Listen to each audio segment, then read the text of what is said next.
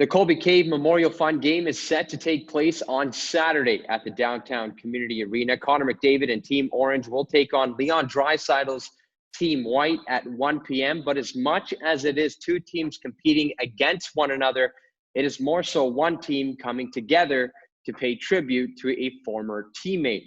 All teams will wear the number 12 to honor Colby Cave, with their jerseys to be auctioned off at a later date by the Edmonton Oilers Community Foundation. All proceeds will go to the Colby Cave Memorial Fund, as I am pleased and honored to welcome Emily Cave to join Oilers TV for a quick one-on-one. Emily, before we get started, I just want to say on behalf of all of Oil Country, we wish you our love and support for you and your family, and thank you so much for doing this.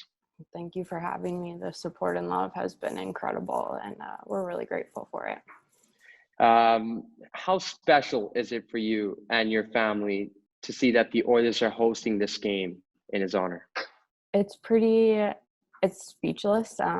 When they came to me with the idea a few weeks ago, we were pretty humbled by it, and we know Cole would be incredibly humbled by it and really honored. I've been really lucky enough throughout his career to be a part of every one of his milestones, whether it was his first NHL goal, his first NHL game. And this is a milestone I never thought I would have to be a part of. But I know Colby is so proud of his teammates. He's proud of his coaches. And for them putting this together is really remarkable. Now, you said you felt the support and love throughout the community, but what's the support been like from the Edmonton Oilers organization over the past couple of months? I don't even know where to begin. I can't thank everyone in the Oilers organization enough, from the day Colby got sick to he passed away to even now. The flowers, the messages, the checking in on me, something as simple as that to incredible things like this game.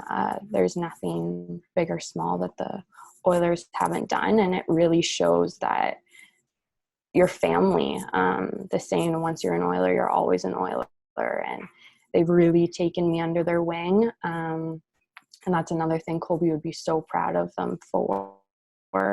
I can't. The girls, the wives, the coaches, the teammates, there's not a day that someone's not checking in on me, and it's really remarkable for sure. And how about the hockey community as a whole? Obviously, we know the NHL is a big community, but how tight-knit are the people in it? Yeah, so I actually never knew too much about hockey before Colby. I knew the puck went in the net, and that was basically about it. So I started to learn over the years, and the community of the NHL is a family that, unless you're kind of in it, it's really hard to understand at times. And I've really felt it from multiple different teams. Every NHL team sent flowers when Colby passed away or made a donation to his fund. I have wives and girls on other teams that I've never met before, but all of a sudden they're like my sisters. It's like a sisterhood or a brotherhood in the NHL community that reach out, send me incredible gifts and generous gifts, and FaceTime me, and I haven't even met them, or the prayer calls when Colby was sick. I'm left speechless most days, and it's a family that I'll forever be grateful that Colby brought me into, because they're really taking care of me for him. Now, the big highlight on Saturday is all proceeds will eventually go towards the Colby Cave Memorial Fund. How did that come to fruition? So when Colby had passed away, 2 days later, his agent called me and they said, hey, there's a few people, Bob Nicholson, Tippett, Mark Lamb. Mark Lamb was his coach in Swift Current, and a few other people that really want to put this fund together for you to run, because unfortunately, sometimes with the hockey career, wives have to put their careers and their jobs on hold. So the past few years I haven't been able, just kind of been following Colby around, and they wanted to give me something that gives me a purpose to continue on Colby's legacy and still be a part of the family. So I was incredibly humbled when I got that call from his agent. It kind of gave me, obviously I was still in shock, but it gave me a purpose, and I knew Colby would still be with me and help me help other people. And it was pretty amazing. And why did you decide it should benefit community programs with an emphasis on mental health initiatives and also providing access to sports for underprivileged children? What went into that decision? So me and Cole were very big mental health advocates. I was a big mental health advocate before I even met Colby, and me and him started an organization, or I started an organization, and he helped me run it for quite a bit, called You Are More. So I would speak at events, just kind of sharing my story, and mental health was always extremely important to us. So that one was kind of a given, that we were going to do that. And then obviously helping underprivileged children. Cole was incredible with children. I've had multiple fans reach out saying that he threw them a puck, or Cole was always the one that if he was talking to a little kid, he'd be down on his knees or he'd be playing with them. And that's one thing I'll miss most about Cole, is he would have been an incredible dad.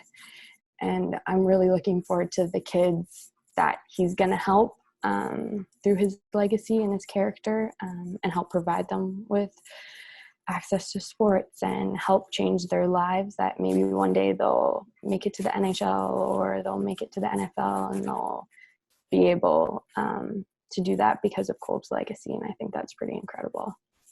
It's always the little things in life and things like that go so far, especially for the younger generations that are up and coming. But do you have any future plans or goals with this Memorial Fund at all that you're able to share?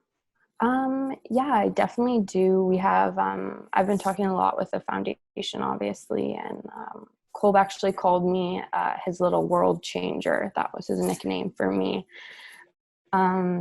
He said it in the wedding and everything, and same with our best man. So I'm kind of a big dreamer, so I have a lot of big dreams and special projects that I want to do. So we definitely have a lot in the works, but unfortunately with COVID restrictions right now, we're kind of just waiting. But there's definitely a lot of special projects and little things, well, not really little things in the big time. Sauce Hockey has been incredible, working with them on clothing lines for Colby that are going to his fund right now. Other companies have reached out, but for what his fund is focusing on, the mental health initiatives and underprivileged children, I do believe there's going to be some pretty remarkable projects that me and the Oilers are going to do. Just unfortunately right now the time isn't great, obviously, as we know. But I mean, one dream of mine is to have a children's unit that specializes in mental health, and call it like the Caveman's Corner. And that kids can go play toys or kind of have a place to go would be pretty remarkable. Even camps or just giving equipment to kids that need them or going to small towns. That is something totally Colby would love to do. And it's an honor to do what I know he would have done if he was still here with us. That sounds incredible. And also another major contributor to Colby's fund in the early stages was from Colby's former teammate, Cooper Marody, with the song Agape. How did that come to fruition? Yeah. So he actually, I don't know if you guys have seen it, released the music video yesterday. Okay. And so it's all clippets. I sent Cooper all the footage from our wedding, and it's clippets of the wedding, and it's incredibly gut-wrenching to watch, but beautiful at the same time. I can feel Colby when I watch it, and that just happened. Cooper had reached out when Colby had passed away, and he shared a story with me, and I was really proud of Colby with the story that he shared. And Cooper was like, if there's anything that you ever need, just let me know. And I had only met Cooper once quickly at a Halloween party because me and Cole were kind of up and down this season. And he was incredibly polite and really friendly and really just an amazing guy. And Cole always talked really highly of him. And after a while, people were sending me songs to try and comfort me. I just felt that nothing could describe what I was feeling or my love for Colby or Colby's love for me. So I knew Cooper wrote songs. So I reached out to him and I was like, hey, Cooper, no pressure. But I kind of have this idea. Do you think you could do it? And he surpassed any expectation. Not that I had much, but for him to do what he did, it was really selfless and it was really incredible. And it's something that it's not just a picture. I have pictures everywhere of Cole, but to hear his voice and his vows and to hear that song, I know I can feel him every time I hear it. It's definitely an incredible song. I know I haven't been able to see the music video yet, but I will do shortly after the Zoom call. Oiler fans, make sure you do as well. But you approached Cooper Marody, and he, of course, came through, and sounds like he broke through all expectations. What did it mean for him to dedicate his time and energy towards this cause and a tribute like that? It meant the world. I remember the moment I got the song, he had texted me it, and I ran downstairs. I was actually flying out to Edmonton the next morning to move here, and I ran downstairs and I listened to it and I just bawled, just hearing Cole's voice and all what Cooper had done. It was really incredible, and it just shows the person and character that Cooper has, an incredible teammate, really helping me and helping my grief. And that's really, as I said, selfless of him. And he's been incredibly supportive. Another teammate that's always checking in, and Cole would be pretty proud of Cooper too for doing it. Well, from the studio to the ice, just wanted to get your reaction on when the Oilers started Phase 3 camp, and there was a "We Skate for Colby" mantra on the scoreboard, and now all over Hub City, Yeah. There's signage all over. I know you took an Instagram photo with one of those hashtags. Just maybe explain what that means to you, and to see this team rallying around that for the playoffs. It's incredibly, I always say humbled and honored. They're kind of my go-to words right now. I had walked out I live right in Hub City, and I had walked out. And I knew the Oilers have been very gracious in letting me, not warn me, but let me know that these things are happening and asking for my input, which I totally admire and is incredible of them. So I knew it was coming. I don't know if I was prepared for it. I got off the elevator and I turned and I looked and I was like, and ironically, out of all the logos, "We Skate for Colby" is the only logo you can see walking out of my front door. And I just bawled and I just said, "There's Colby." And it's cool that even though he's not physically here, you can feel him here. And I know the teammates are feeling him at the rink and the fans, and that's something. It's not, obviously I'm the wife and our families are grieving, but his teammates are grieving and his coaches are grieving and the city is grieving as well. So it's really cool that we can all come together and do this for Colby. But majority of the time I'm left speechless, but I know they're not even Colby's teammates, they're his brothers. And I know they're playing for him, not just on Saturday, but for the playoffs. And they're going to do an incredible job. And I'm taken back in a good way by all the love and support. And it's been beyond incredible for sure. Colby would be totally up there being like, "This is too much, guys. Like, I don't deserve this." But his legacy and the impact he made on people just shows and radiates through anyone that you talk to that knew him or came in contact with him.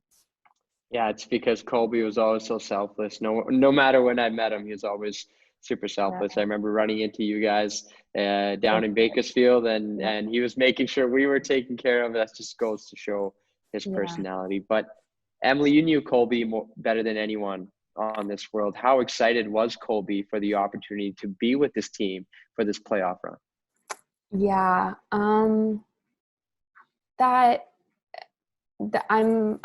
he was beyond excited. When he got that call, Keith had called him and told him, and that was actually the last person he talked to before he got sick, and the last call he got, and I could just see it in his smile, and we're trying to figure it out, obviously, because we didn't know the details, and we're like, I wonder where the hub's going to be, or we're trying to figure it out, and we were just so excited. I was so excited for him, and I'm so grateful that he knew that, and that was his last call, because he was so happy, and he was excited to get back to Edmonton and see all of his teammates there. Obviously, with the season ending abruptly like it did, no one kind of really got to say their goodbyes or see you laters.